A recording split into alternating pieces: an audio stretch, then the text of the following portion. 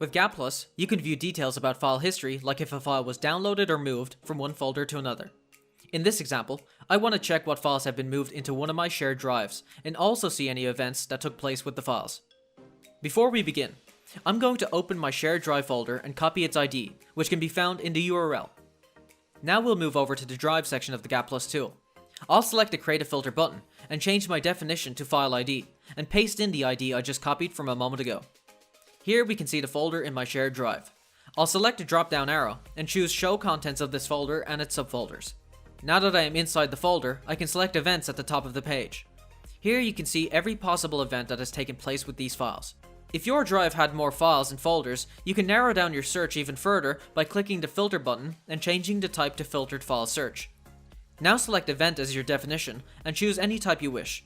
For example, I'll select Download. I will now only see event types that were downloads that took place in this shared drive. Please note, if a folder was moved and you would like to know where its source folder was and where its new destination is, you can select the Columns Visibility button and add these columns. Don't forget to go to our website to get a free 15-day trial of GAT+.